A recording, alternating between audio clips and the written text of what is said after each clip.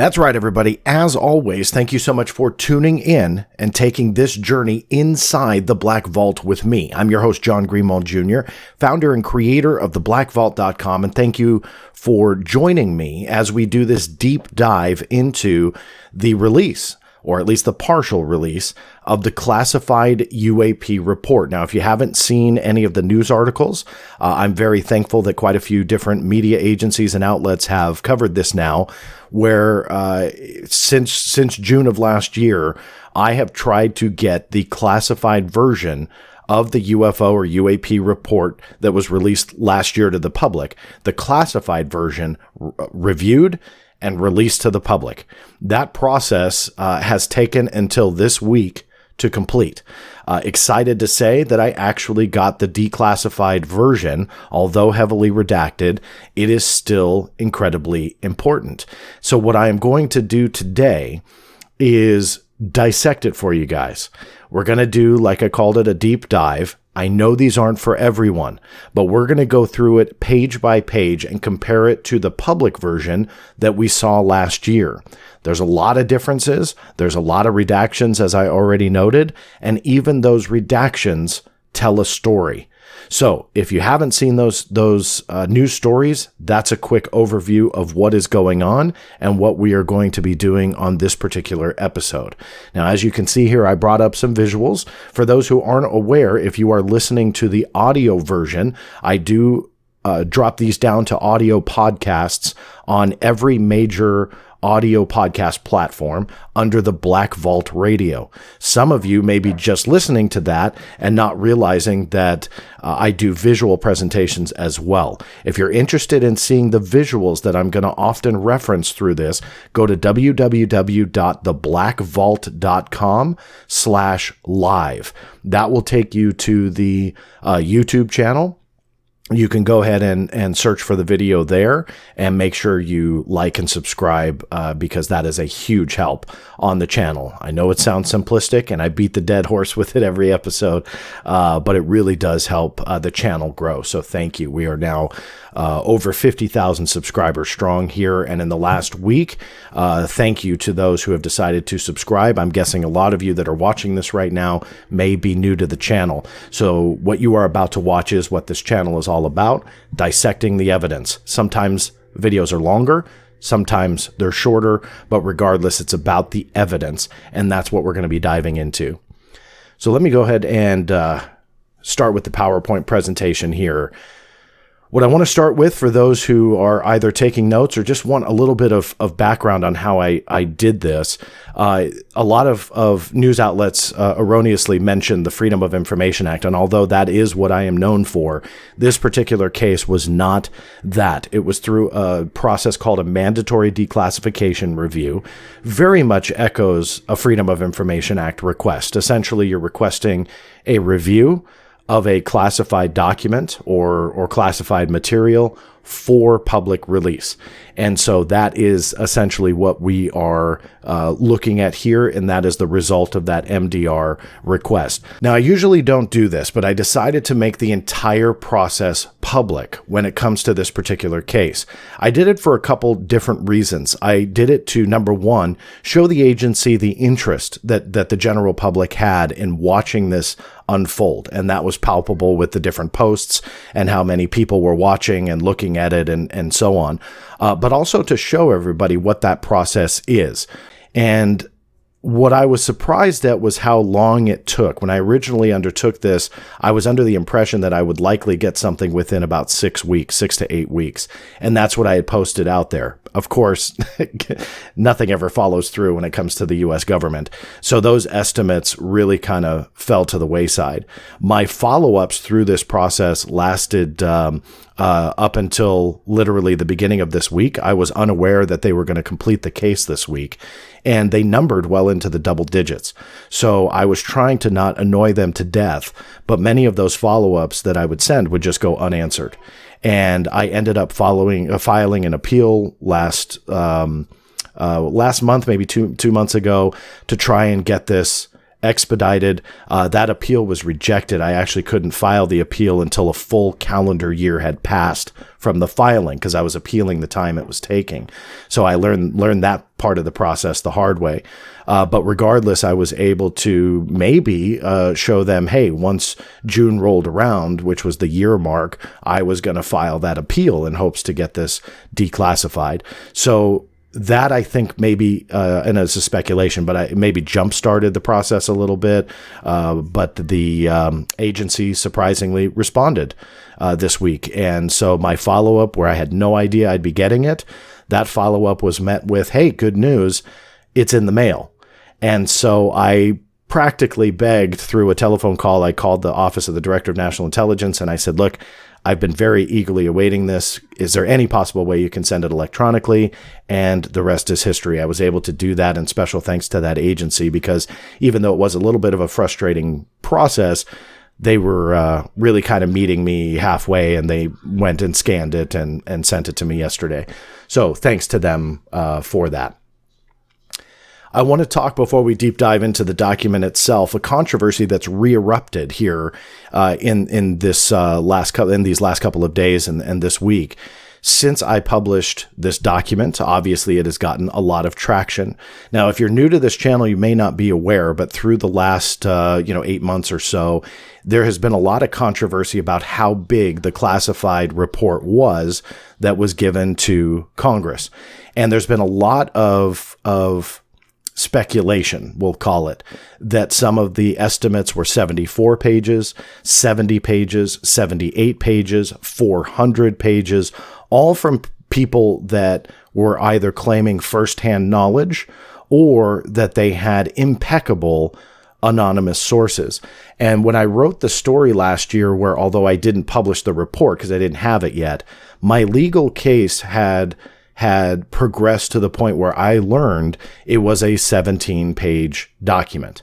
It was July 16th of last year where I published a small story that the classified version was 17 pages. I felt that was newsworthy simply because there were so many numbers that were being thrown around. Now, just so you guys are aware, and before I get to Jimmy's interview, this here... Let me get the pen here so I can point. 74 pages came from Mr. Luis Elizondo. Out of all of the sources I'm about to mention, I would say he is probably the most well-connected. I have no doubts that he maintains a lot of connections that he has talked about. And I thought if anybody was right, it was going to be him. So when I got the 17-page return, I was a little surprised. I'm going to come back to Luis Elizondo in a moment. The 400-page estimate came from his attorney, Daniel Sheehan. Daniel said that on Fade to Black with Jimmy Church. I'll pull up the transcript for you in a moment, because that really added a lot more confusion to this process as well. 70 pages was, Bob McGuire. He claims to also have impeccable anonymous sources. I believe this was on Spaced Out Radio, and in between some of the segments, it was broadcast on YouTube. He seemed very animated and very enthusiastic that it was 70 pages. 78 pages came from, I believe it was Tim McMillan on another interview roundtable discussion. He works for The Debrief. So there were a lot of different page counts that were being floated around here. So when I got 17 pages, I thought, okay, what's going on here? The reason I wanted to go back to Luis Elizondo is I've been accused of not reaching out to him and only trying to attack him. Yet again, those allegations are false. So just to clear up the record, last July, I did reach out to Luis Elizondo and wanted to explore this discrepancy. I invited him to add whatever he wanted to add. Sadly, I was talking to his PR people at the time, even though I was speaking to Mr. Elizondo as well through other means. It was his PR people that kind of took the helm to respond to my request. And essentially, to speed up the story, he didn't want to put anything on the record. So I respected that and I moved on. So just to clear up those allegations which are circulating social media that I never went to Mr. Elizondo to clear this up. I did, and he chose not to respond. I didn't make a big deal out of it, but since I'm being accused of so much from the haters nowadays, here in the last few days, about this controversy, hey, let me clear it up right now. I did do my due diligence. No one will go on the record with me. And to add even more confusion, Mr. Elizondo's attorney, Daniel Sheehan, as I said that it was over 400 pages. You can see in the transcript here on YouTube during his interview that it was over 400. Jimmy Church is a great interviewer. He asked some great questions. He brought up the 78-page number here. And you can see the response from Danny Sheehan that it was a myth, that it was part of the mythology in ufology that has arisen. Again, this is part of that confusion. So I wanted to bring that up and kind of address the controversy that I welcome anybody with any knowledge of this to come forward. Some of you may be eye rolling right now. Why does it matter the length of the report? Well, you're absolutely right. But sadly, there's a lot of people coming after me accusing the agency of lying or accusing me of working with the agency to circulate something that isn't true. That's all internet legend and lore. And since some influential accounts are kind of circulating that, I thought that I would go ahead and address it here on this deep dive. Moving on from the controversy, because again, it is a 17-page document if you haven't caught on yet. So that reporting last year was 100% spot on, and nobody has brought evidence to refute that. But the invitation's open if they ever do. I want to deal with the exemptions first. Those redactions when under either the Freedom of Information Act or an MDR, when things are redacted, what happens is they have to cite the redaction. And what I mean by that is that they have to justify them removing information. So in the FOIA world, you guys have probably heard me talk about B1, which is national security related information, or B6, which is personally identifying information. There's 9 total, but those are some of the more common ones. In the process of an MDR, it works the exact same way, but you don't see the same exemptions. You see other ones. Most of them are going to be tied to an executive order, which specifically is 13526. That was kind of the going, or is the going standard for these types of declassification reviews and what should remain exempted. You'll also see some other references as well, but I want to kind of keep it as simple as I can because it can get pretty confusing. So from that letter that I had showed you, the release letter, the ODNI will reference what they are redacting and kind of summarize it all for you. What the ODNI said was that they were citing United States Code, let me see here, Chapter 50, Section 3024, which is information pertaining to intelligence sources and methods, and the National Security Act of 1947 as amended. Also, the Chapter 50, Section 3605, which protects against disclosure of NSA functions and information. This is probably, some of the maybe spying, some of the decoding of messages, some of the intelligence gathering around the world. That's what the NSA does. And so the information that they're bringing in, which may touch the UAP topic and be in this report, they're going to go ahead and exempt it to you. To break it down even farther, Executive Order 13526, they cited 4 A, C, D, and G. A, C, D, and G. Yes. Sorry, I get myself tongue-tied. 4 different reasons. In fact, there's actually 5 in the document itself, so they messed up. They didn't cite one. But regardless, and we'll kind of touch back on this as we go through the document, that Section 1.4A pertains to military plans, weapon systems, or operations. C pertains to intelligence activities, including covert action, intelligence sources and methods, or cryptology. D pertains to foreign relations or foreign activities of the U.S., including confidential sources. and G, vulnerabilities or capabilities of systems, installations, infrastructures, projects, plans, or protection services related to national security.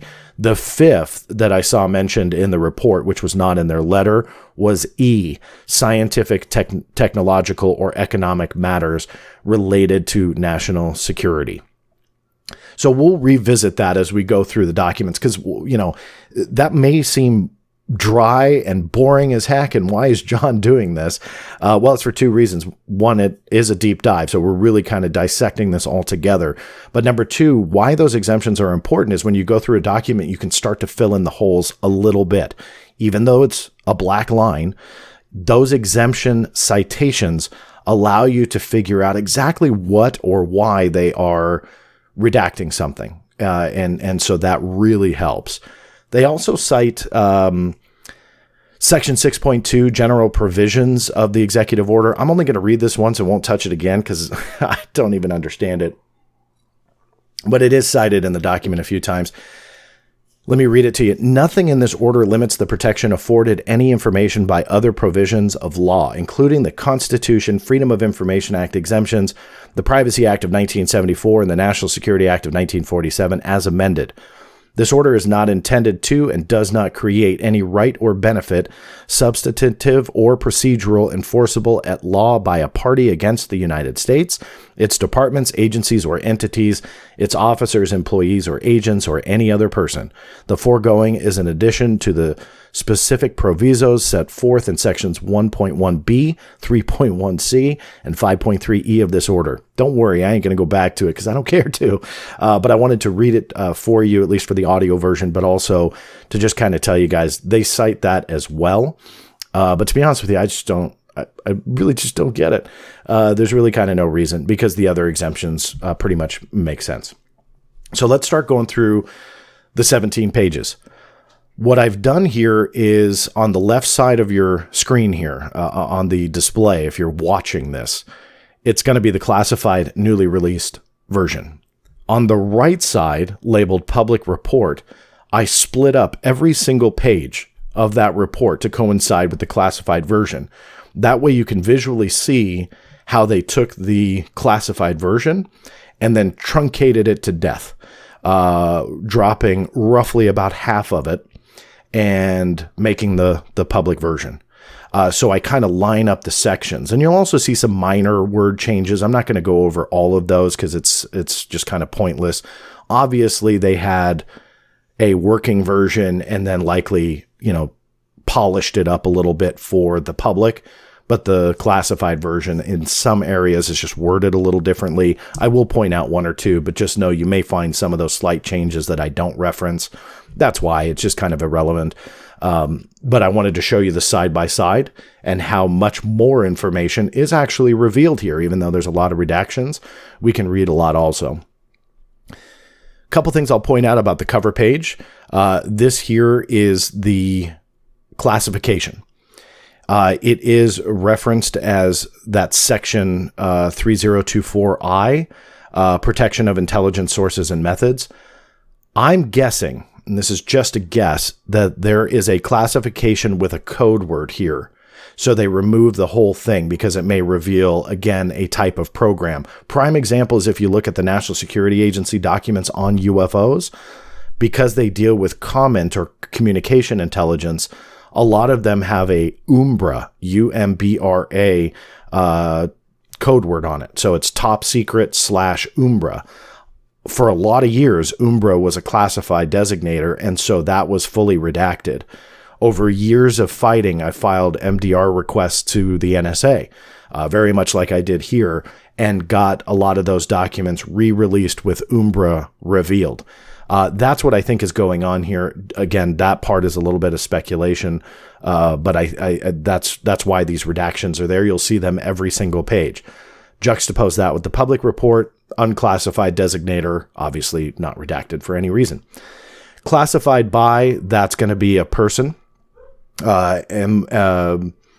Protection of intelligence sources and method, again, is 3024. But when you go down here, you're talking about the subsection that protects identities. derived from. They also are classifying that. If I were to guess, this is the UAP Security Classification Guide that was released last year to me that I published. The reason I say that is UAP-related documents often cite that Security Classification Guide. ODNI may not have realized it was released already, and so they redacted the reference to it. I will be appealing a lot of these redactions when I'm recording this. I'm still stewing in my brain how I'm going to address some of it, but just so you know, that's on my agenda, is to appeal redactions like this to see what's under there. Declassify on, generally that's 30 plus years into the future, and they redacted that date for whatever reason. But anyway, just a quick rundown of what you're seeing there. Here is page 2, the scope and assumptions. You'll see it's very, very similar to the public report. But there's one thing that I want to hone in on, and so I'm going to just go into one paragraph here. This was the difference. First thing to note, 1.4c, right? That's from the Executive Order 13526.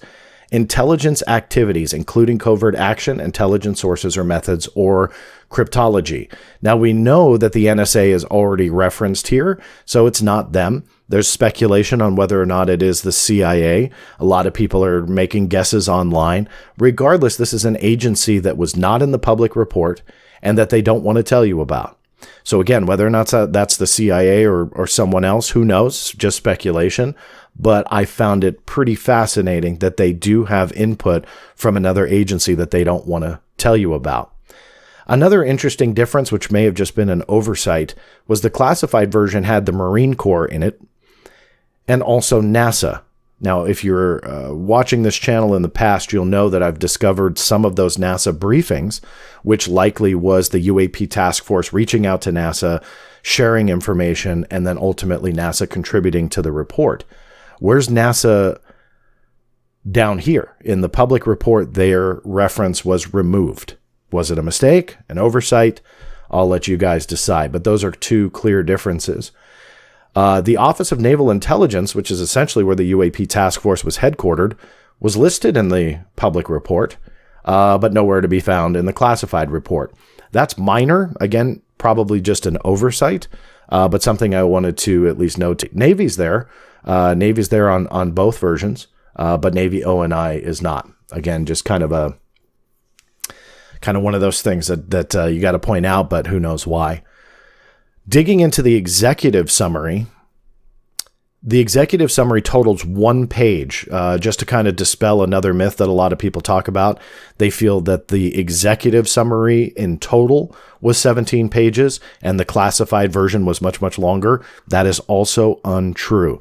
The executive summary was a 1-page summary of the entire report, and then, as you'll see as we go on, are the different sections thereof. The one minor difference here was in this paragraph. In a limited number of incidents, UAP reportedly appeared to exhibit unusual flight characteristics. The public version put a period there. The classified version goes into more detail, saying, including several in which and then we got some blackout line there, involving, and then yet again, all blacked out. The citations, A, E, and G, military plans, weapon systems, operations, scientific, technological, or economic matters, and vulnerabilities or capabilities of systems. So obviously they are going into detail about their capability here or lack thereof within military operations. Public didn't get to see that. Obviously we don't get to see all of it, but we get a glimpse that they have more to tell about this phenomena. Now we're getting into pages that have a lot more information. Available reporting largely inconclusive. Public version said the same thing, broke down the cases, 144 of these reports, 80 involved observation with multiple sensors. But when you look at over here on the classified version just released, after carefully considering this information, the UAPTF focused on a data set of blank, probably describing blank, those blanks being redacted. This is the one difference here that I'm going to point out that is kind of a minor word change, but I think very, very interesting to see how they tell the public one thing, but also tell Congress the same thing, but in my opinion, has a much different tone to it. The public version first, we were able to identify one reported UAP with high confidence. In that case, we identified the object as a large deflating balloon. The version Congress got, in only one instance, the UAPTF was able to identify the reported UAP with high confidence. In that case, we identified the object as a large deflating balloon. The others remain unexplained. This is just a personal opinion, but I see that as a much softer way to say it to the public and a much more negative way to say it to Congress, meaning in only one, we were able to do this, where the public said, hey, we were able to do this. For me, I'd see a tone difference. I know I'm just reading it, but for me, I read the tone difference. Again, I'm not going to do that a lot here in this presentation, but I did want to notate that because I feel that there's very much a different message by saying the same thing, but very much a different tone to that message in the classified version. You get down to, again, the breakdown of the reports. You'll see here that in the classified version of these 80 reports involved observations with multiple sensors. Public version had a period there. The expansion says including and redacted and then more redactions. The remaining blank redaction, observed incidents were captured by, and then redacted again. See tables 1 and 2. Put a pin in the tables 1 and 2 because we're going to get to those.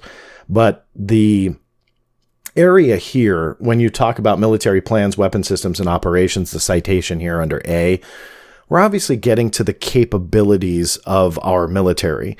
So some of those redactions, I would say, are acceptable. It's the reason why redactions are there. It's frustrating and even laughable when you try and read it out loud. But when you look at it, you kind of start to understand where they're talking about our weapon systems capabilities, our detection capabilities, so on, as you read through this. And those, I would say, are acceptable, but not all are. And we're now getting into that section. In the classified version, not in the public, of the 144 U.S. government reports, we don't know how many, originated from, because it's redacted, originated from Navy range fowler reports, which provide basic information, such as the time, date, location, description, and what occurred during the event. Again, a redacted number. Reports were from a combination of Air Force, Marine Corps, Coast Guard, and other agencies. So again, it was at the Marine Corps that wasn't mentioned in the public version, but they were in the classified version. Well, this is probably why, because we now know that there are Marine Corps incidents. And yes, I have filed requests to them for what those incidents may be. Why did they shield that from the U.S. public? I don't know in the public version, but regardless, they did. Only, and a redacted number of the 144 reports contained and then redacted A and G, which again, military plans, weapon systems, or operations. And then G, thought I had it in my notes, vulnerabilities or capabilities of systems installations. So the vulnerabilities are going to be G. Sorry, I have a cheat sheet on all of those breakdowns here too. Thought I had it on the screen, but I did not. So anyway, you could see how kind of confusing this gets, but it starts to get into capabilities of UAP and our lack of ability to either detect or track or chase or identify what these are. You'll see here a lot more redaction, not in the public report. Although these reports, a bunch of redaction, the description of unknown targets, bunch of redaction. That's all C. Intelligence activities. That's the exemption. Intelligence activities, including covert action, intelligence sources or methods.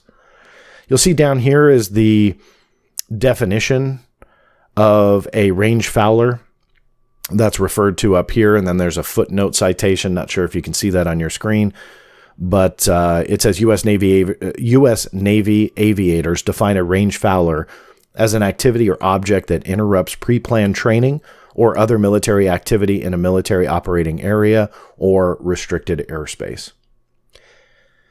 Moving on, you can see how this kind of chunks together with the public report, but expanded, and the UAP collection challenges.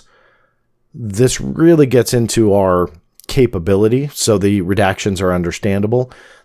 Here's something in the classified version. The sensors mounted on U.S. military platforms are typically designed to fulfill specific missions, often redacted. As a result, those sensors are not generally suited for identifying UAP, which can be, and then redacted. These are starting to get interesting because, again, although some are understandably done, meaning the redactions, others are not. And it's the capability of UAP.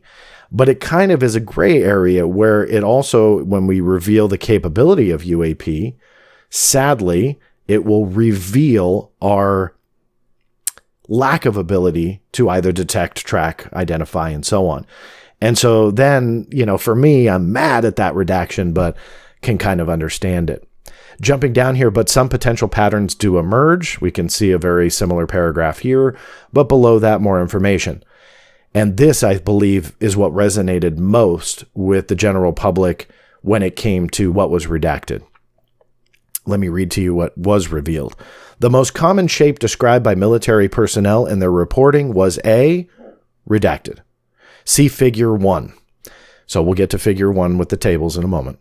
Military aviators describe many of these redacted objects as redacted or redacted. That redacted.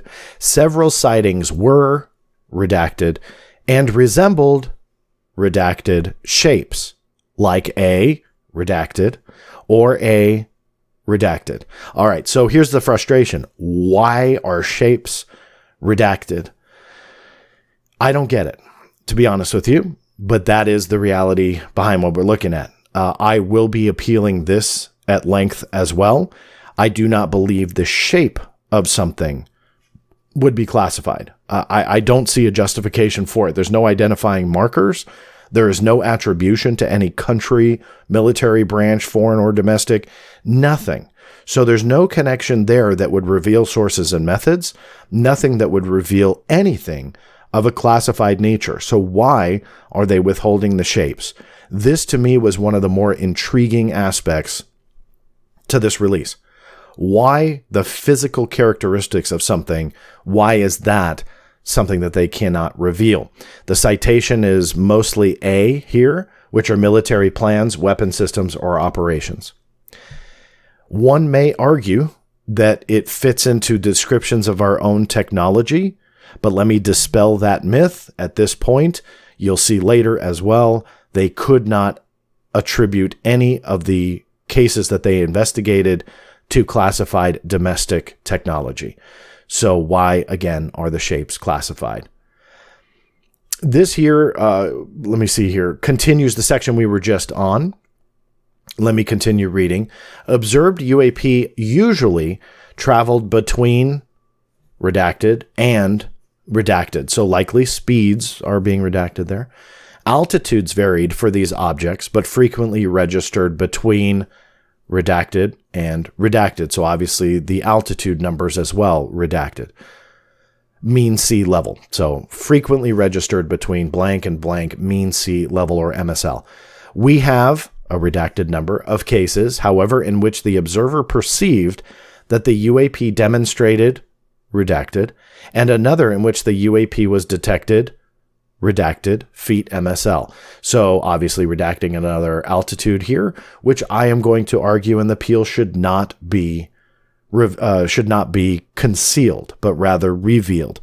Reason being, we know our capabilities, it's public knowledge, that we can determine altitudes of tracks that we see with our equipment. That is not revealing any classified information. So why don't they want to tell us that UAP are flying between this height and that height? I don't know. There may be some military strategy to withhold that, or military reason for national security. Okay, I just personally don't see it. Feel free to comment below if you'd like. You may disagree with me, and that's fine. I just feel that it's not blowing any secret, as their citation is A, military plans, weapon systems, or operations. I just don't see it. Moving on to the section, and a handful of UAP appear to demonstrate advanced technology. In 18 incidents described in 21 reports, observers reported unusual UAP movement patterns or flight characteristics. Public version put a period there. In the classified version, and or redacted. A few of these reports describe UAP behavior, and then a lot more redaction. Some UAP appear to remain stationary in winds aloft, move against the wind, maneuver abruptly, or move at considerable speed without discernible means of propulsion. In a small number of cases, military aircraft systems processed radio frequency energy associated with UAP sightings. Public version, put a period there. Classified version as redacted. Although there are redacted, we would redacted. Recordings of radar displays suggest these UAP. A couple more redacted lines. Citations were G. Vulnerabilities or capabilities of systems, installations, or infrastructure. So obviously what the UAP are doing, we are unable to do what we need to do with track and to track and identify them. Justifiable redaction, I'll let you guys decide. Next paragraph, in redacted, a Navy pilot in a redacted lines, in altitude. He noted the winds aloft were greater than redacted, and he was fighting to keep his aircraft in the airspace. Redacted was redacted, and its position was unaffected by the redacted. What could be there is kind of interesting. Unaffected by what? The pilot, redacted line, object was redacted. So let me just dissect that for a moment. It's saying that the Navy pilot was in winds greater than, but they wouldn't tell us how great. And that he was, quote, fighting to keep his aircraft in the airspace. That's an exact quote in the document, which means it was a quote from the witness. But it seems when you read the redacted lines that the UAP, whatever that was unaffected by the, wind? Did we shoot at it? Unaffected by what? Radar jamming?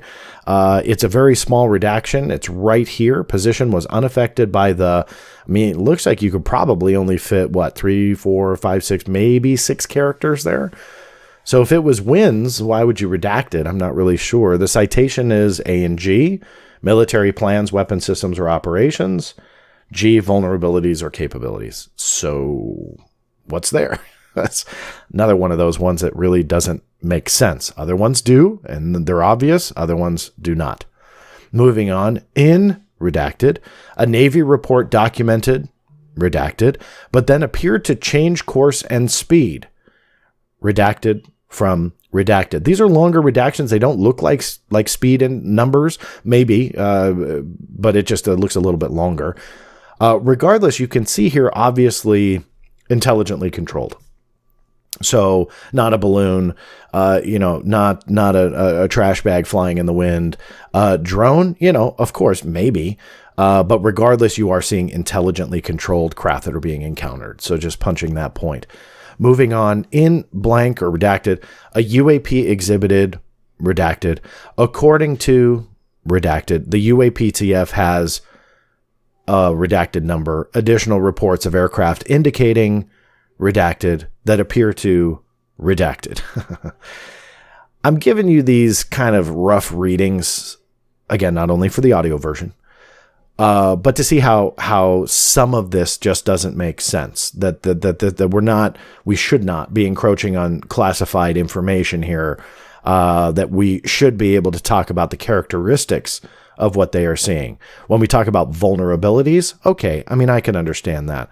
But some of these characteristics, in my opinion, should not be redacted. Moving on to this last paragraph before we turn the page. The UAPTF holds a small amount of data that appear to show UAP demonstrating acceleration or a degree of signature management.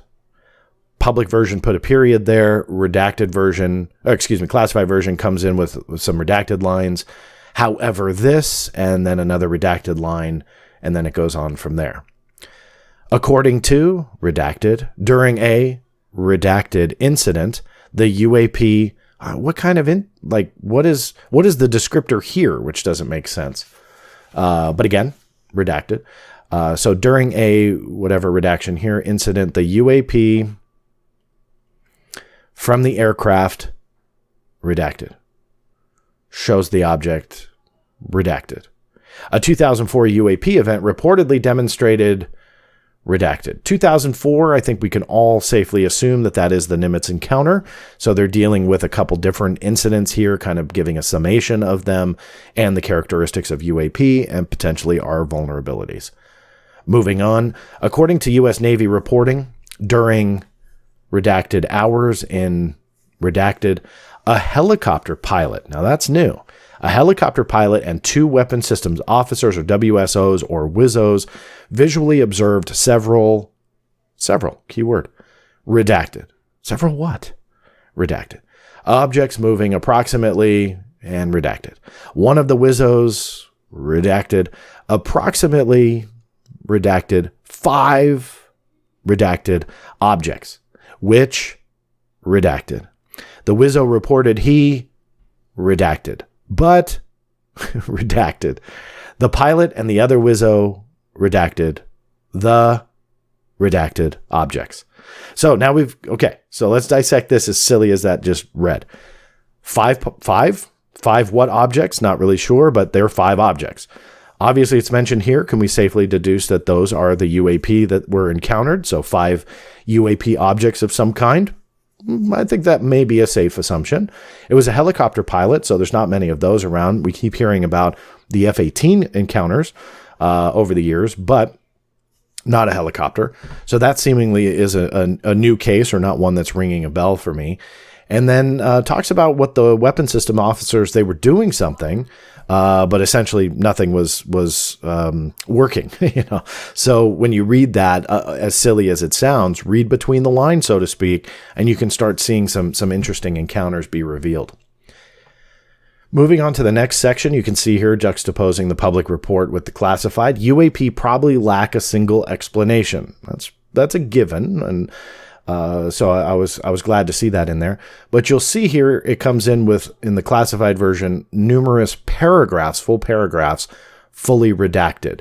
The citations were military plans, weapon systems or operations, intelligence activities, including covert action or sources and methods, and G,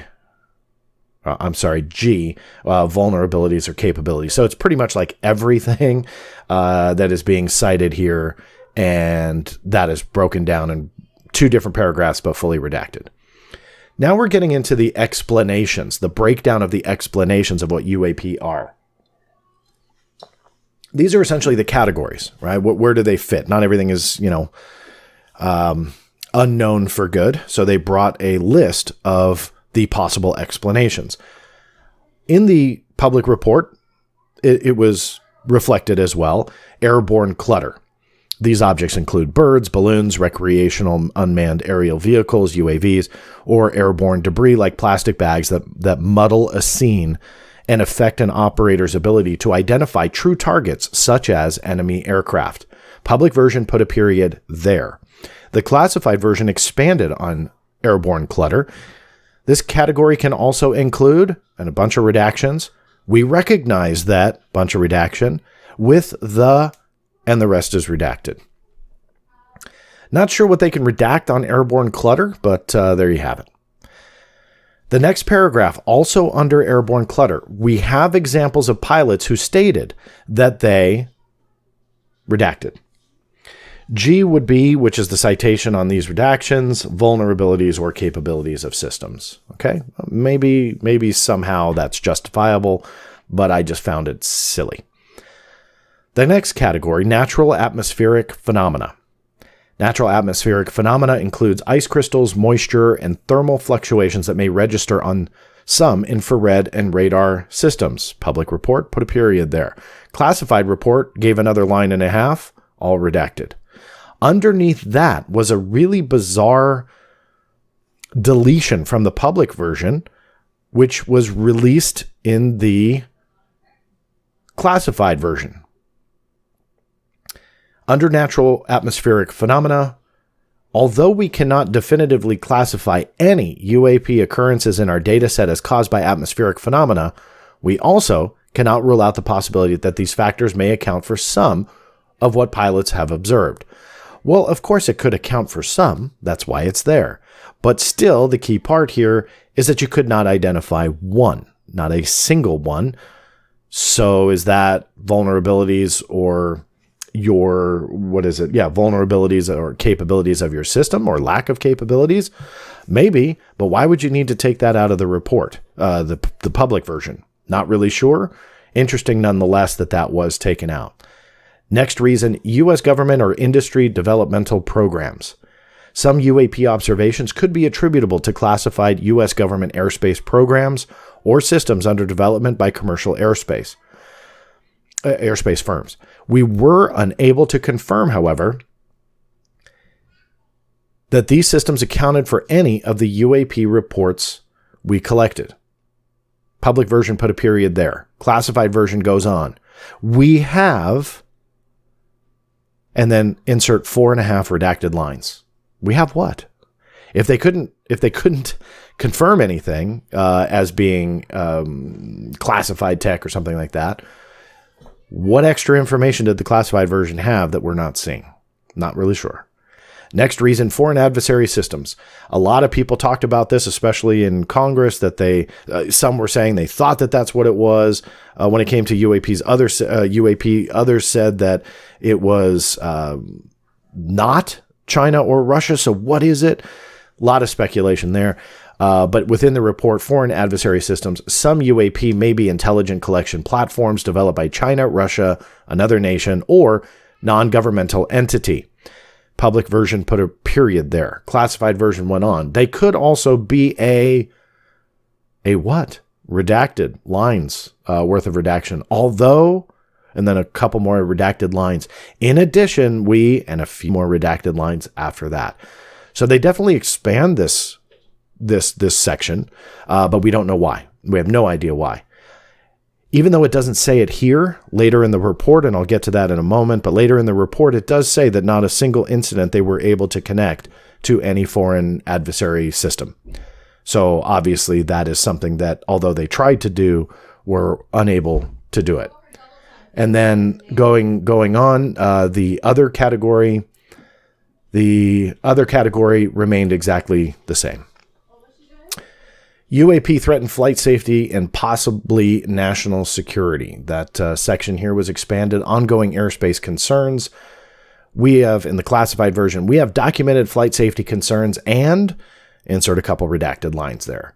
And then it goes on to what was in the public report. When aviators encounter safety hazards, they are required to report these concerns. Towards the end of the paragraph, you'll see some extra information, primarily all redacted. Next paragraph, same deal. And then redacted. A pilot briefly observed, couple redacted lines. However, and then redacted. What it's showing here is that Congress, the Senate, they were getting additional information about the cases and what was going on. The fact that they didn't change that a lot of the categories and explanations existed, the mundane explanations, they still couldn't fit anything into those categories. So what are they redacting here? Again, it could just be vulnerabilities, and that's fine. But why aren't they telling us what exactly these pilots were observing? What is so classified about that? Because they can't fit it into any category.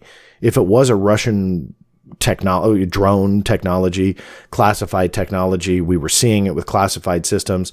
Okay, maybe some of that is justifiable. But again, they say none of that was doable. They were not able to connect any foreign adversary to the 143 remaining cases. Why? Is it really just our vulnerability? I would really hope not. Next section, potential national security challenges.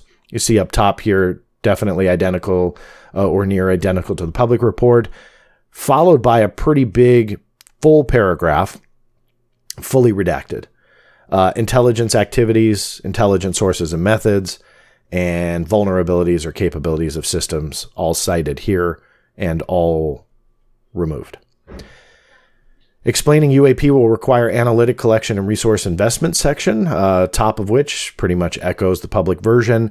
We have an extra paragraph here. Given the redacted, the UAPTF also plans to explore how best to leverage the capabilities of non-DoD departments and agencies to enable effective and efficient transfer of data and, redacted, among the DoD. redacted, and the law enforcement community. So obviously here, I'm not really sure. Citation, intelligence activities, intelligence sources and methods, and cryptology. I don't understand where the sharing of information is something that they wanted to omit from the public version. Maybe some of the systems that they utilized, I can understand. That explains some of these redactions, but why they want that removed of the coordination, not really sure. Moving on, the expand collection section, you'll see again, top is very reminiscent to the public report. Underneath that, big fat black square, all redacted. So definitely some expanding of the collection. Now, just to remind you what that said, the UAPTF is looking for novel ways to increase collection of UAP cluster areas when U.S. forces are not present as a way to baseline standard UAP activity and mitigate collection bias in the data set.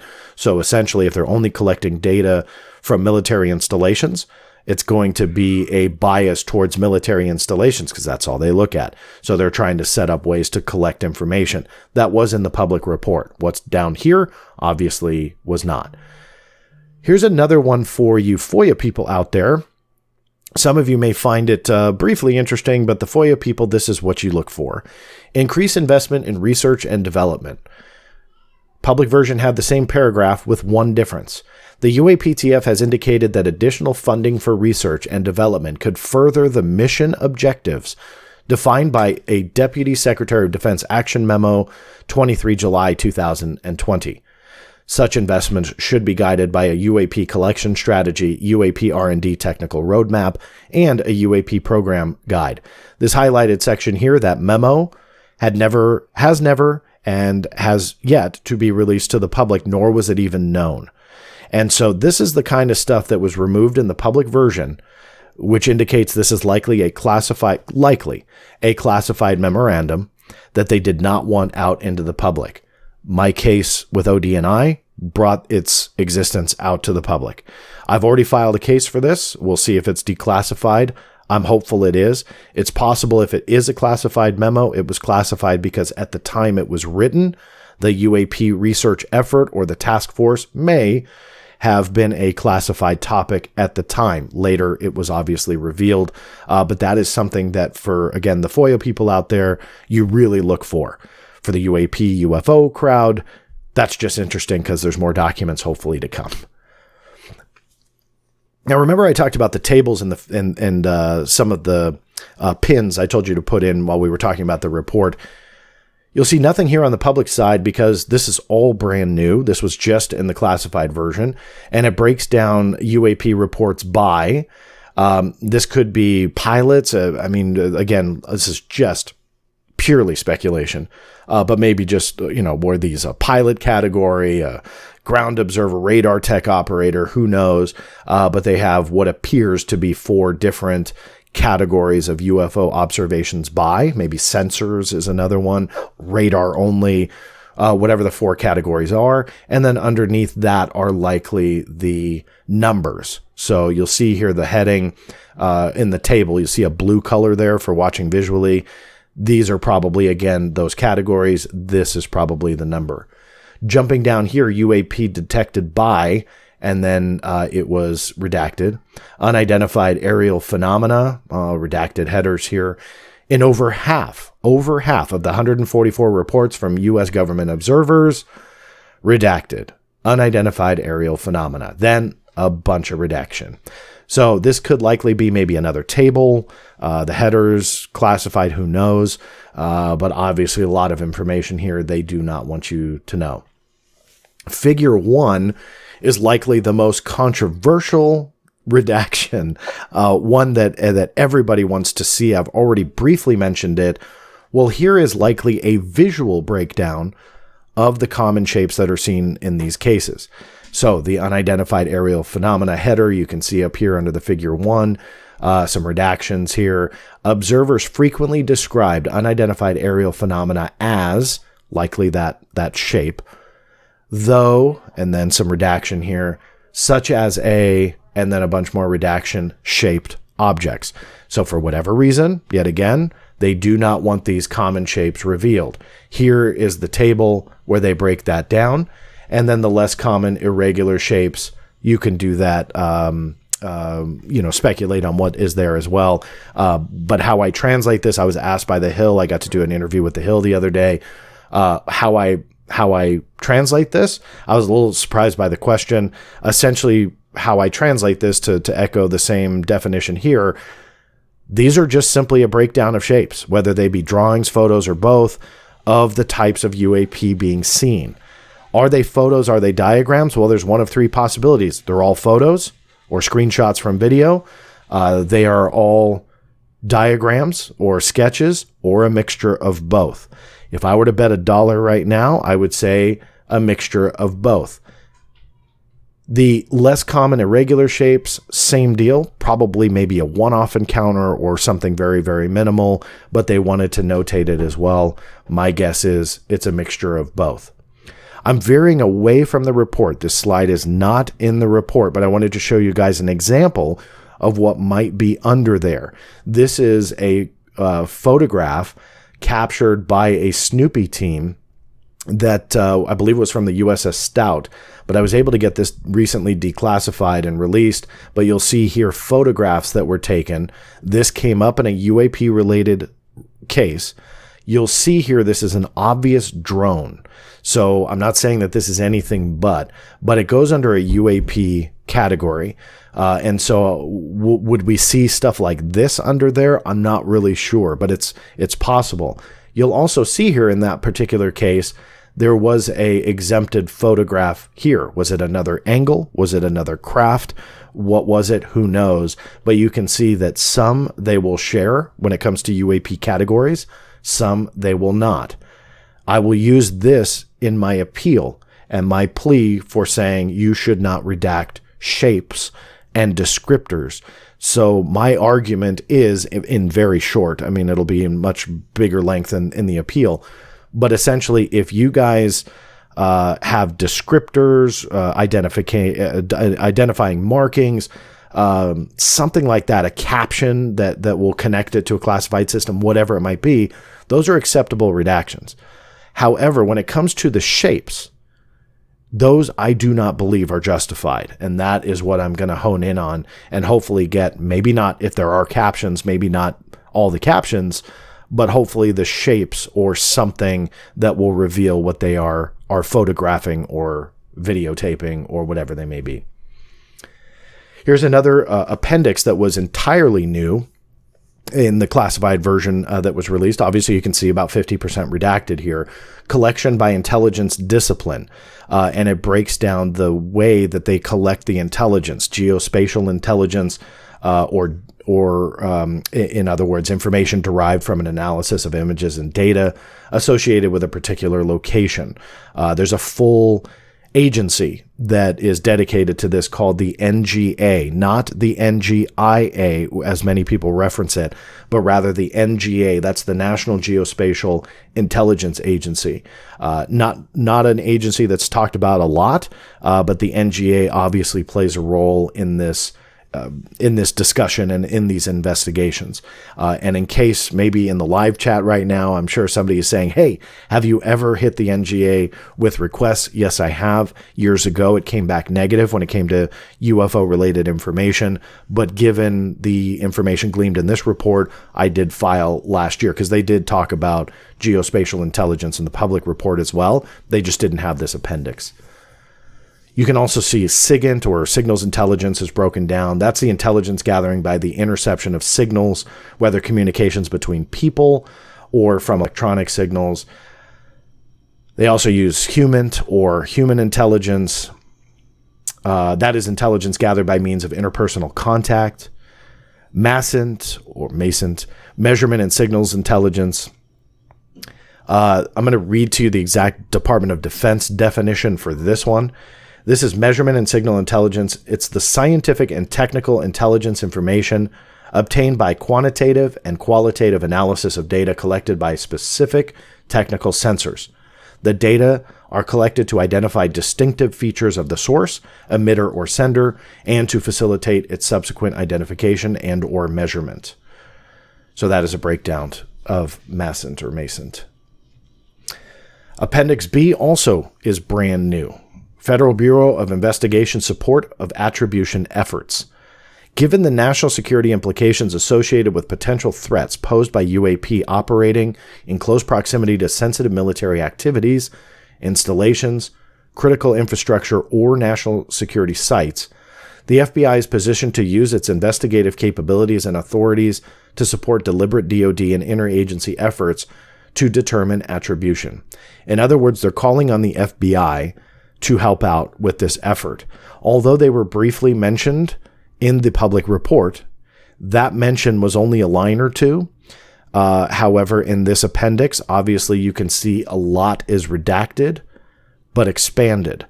So obviously for an investigator like me, this gives me a new target, even though I already have hit them with FOIA requests last year based on their mention in the report. This shows me that they have a much bigger involvement in the UAP effort, the research effort.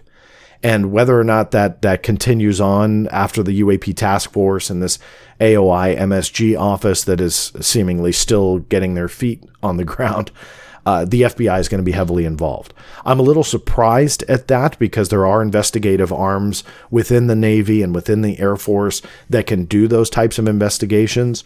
In fact, even when you're talking about, because the report talked about it, UAVs, commercial UAVs, I've gotten NCIS, the Navy Criminal Investigative Service, I've gotten those NCIS reports investigating a commercial level drone going into a naval installation. So I've gotten those before, not UAP or UFOs in the sense that we're talking about it, but regardless, they do that type of investigation. So their involvement of the FBI was a little bit surprising to me, but maybe they're expanding outside the walls of the U.S. military, and so they have to get involved a law enforcement agency like that. So that's understandable. I was still surprised nonetheless. Here's a side-by-side of the public report, which in the public report was Appendix A. In the classified was Appendix C, the definition of key terms. Really, the only difference here was the inclusion of range fowler in the classified version, even though you can see here they kept it as a footnote. Why, I'm not sure. I think it was an oversight. But regardless, there is an addition of likely another word or terminology, a key term, if you will, that is 100% redacted from the word or phrase itself through the definition. So completely removed there. Pretty interesting. Maybe the citation is military plans, weapon systems, or operations, and vulnerabilities or capabilities of systems. That to me doesn't make sense unless they have some kind of phrasing that talks about their vulnerability. Not really sure. So that citation I'm also fighting in the appeal because I think the definition of something shouldn't be classified when it comes to vulnerabilities or military plans. There are classified keywords, and there have been in the past that have been declassified, but when it comes to this, it didn't make sense, so I'm going to fight that as well. Appendix B in the public report was Appendix D in the classified version. This was a breakdown of the Senate report accompanying the Intelligence Authorization Act for fiscal year 2021. Again, was identical. No changes there. And that brings us to the end. Hopefully with that deep dive, it gives you guys an understanding that even though it's frustrating at first glance, you see this information, you see how much redaction there is, and it's frustrating. But very much like the public report when we got that, after that frustration that it was only 9 pages with the public report, and I was frustrated as well, you walk away, you take a deep breath, you come back, sit down, and you start digesting the information. For me, if you guys recall from that video, for those who saw it, it spawned over 50 Freedom of Information Act requests to about 13 or 14 different agencies and military branches. My point is that at first glance, things can be frustrating or seemingly worthless.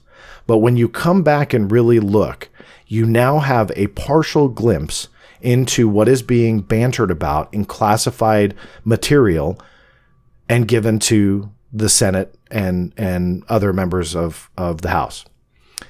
And when you digest that, you realize that there is much more to the story, that they are getting much more to the story. A news channel, I'm not going to say it now, it should air by the time this drops, but I'll give it in the live chat if it does. I just never like to talk about it until it actually airs. So a newscaster asked me today, what about the senators that have come out or congressmen that have come out and said, hey, there's really a high likelihood that this is just, either a classified piece of technology or a foreign adversary. And, everybody's kind of going to the alien route, but evidence kind of points elsewhere. Of course, that's a paraphrased question and quote, but there have been those that have come out and said that. There's also been those that have come out and said, no, it's not that. But regardless, they had asked me today, hey, how do you respond to that?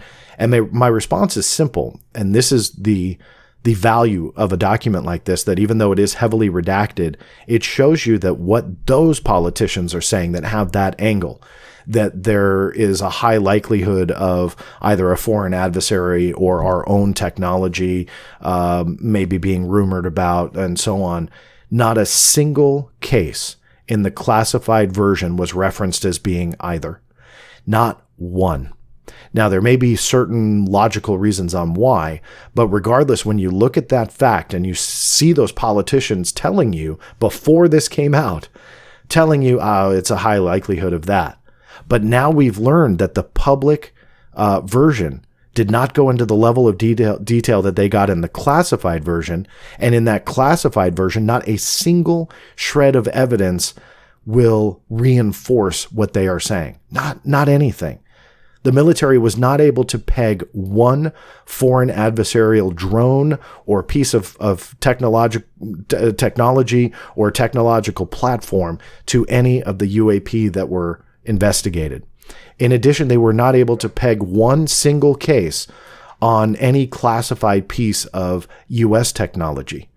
That to me is a fascinating revelation, that with the resources behind the U.S. government and the U.S. military, they still could not fit the cases into their own breakdown of mundane explanations, of logical explanations. They couldn't do it, not once. So I think we have to look at that and see value, that even though we can't see under all of the black, that we can't see all under every redaction, we can start filling in some of the blanks and then start to question why. Why will they not give us the capability of some of these craft? Now, some of you may have heard me say in the past that there is a high potential that some of these cases are military tech, and I stand by that. That's the definition of potential.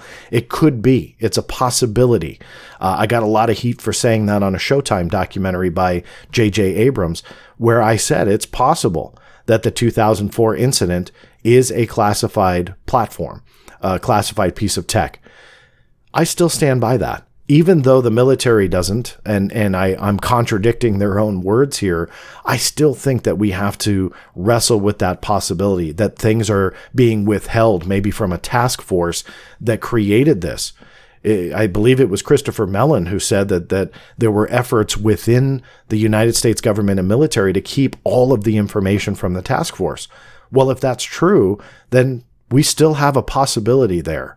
So I've been called out by some of my haters about that and wanted to quickly address it, as I don't feel that it's a contradiction to accept the report says one thing, but also the realization that the report could be wrong. Because if what Christopher Mellon is saying and those surrounding him have told him that the task force did not get all of the information, it is quite possible that a highly classified platform or piece of technology was withheld from them. And so when they create a document like this, even though it's going to Congress, do you really think the military cares if Congress is misinformed? That when they create it and they are not given every piece of the puzzle, that there are going to be errors.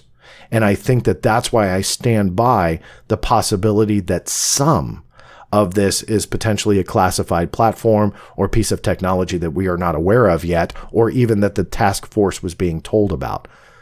All possibilities, all good ideas, not only from me, but from a lot of people out there. But at the end of the day, it's speculation because we just don't know yet. I will keep you guys informed of the appeal process as well. As of the recording of this, I have 90 days to respond with an appeal I will likely not wait anywhere near that, but I like to take a deep breath sometimes, sleep on it, read the document a few times, and you know what? Even doing videos like this allow me to see things while I'm talking to all of you and to see your questions that give me ideas on how to fight some of these redactions, and sometimes see things that I didn't see the first, the second, or the 3,000th time I've read something. Doing this is definitely a help for me as well. So thank you guys for sticking through this deep dive. I don't do this level of detail often, but I feel with this particular document, it was definitely warranted. And hopefully it gave you guys an idea that even though it is frustrating, as I mentioned, you look at the information and really dissect every character, and it tells a much different story than just, oh, they're holding it from us and I'm really mad. Rather, it tells a story in itself.